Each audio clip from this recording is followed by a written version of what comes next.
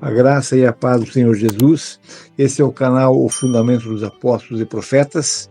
E a passagem que vamos ler está em Mateus 13, 27.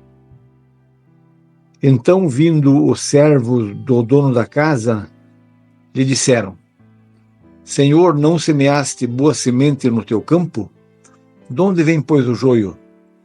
Ele, porém, lhes respondeu: Um inimigo fez isto. Mas os servos lhe perguntaram: Queres que vamos e arranquemos o joio? Não, replicou ele, para que, ao separar o joio, não arranqueis também com ele o trigo. Algumas considerações. Então aqui é uma parábola que Jesus contou, que o homem plantou uma boa semente e de repente apareceu o joio também. E isso é uma parábola sobre o reino do céu. Então,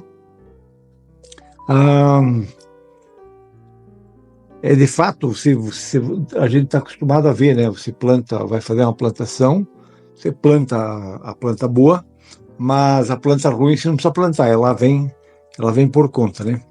É mais ou menos assim. Então, para completar o comentário, vou ler também em 2 Timóteo 3, 2:19, desculpe.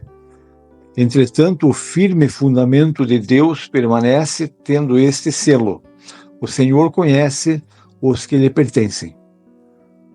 Então, aqui o apóstolo Paulo está fazendo esse comentário nessa carta a Timóteo, em virtude de algumas pessoas que estavam ensinando falsas doutrinas, falsas profecias.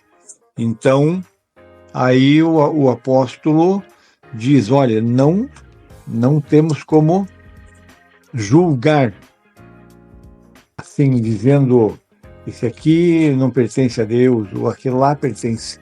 Mas diz aqui: o Senhor conhece os que lhe pertencem. Então Paulo, sabiamente pelo Espírito Santo, ele mostrou que a incumbência não é nossa, assim como Jesus disse: não arranque o joio, para que colhendo o trigo, colhendo o joio, não arranque também o trigo. Então a nossa vida é assim.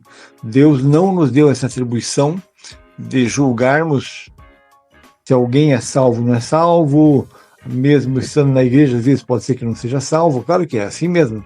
É assim mesmo que diz.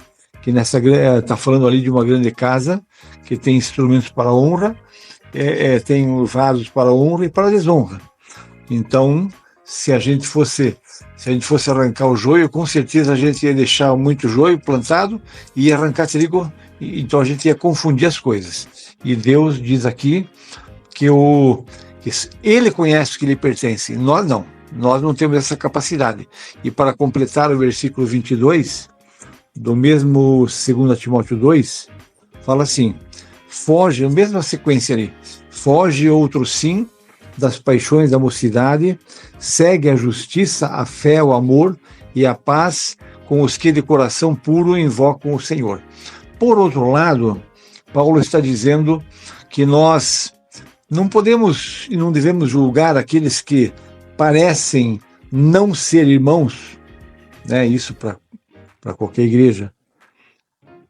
Mas nós temos uma chance de seguir a justiça, a fé, o amor e a paz com os que de coração puro invocam o Senhor.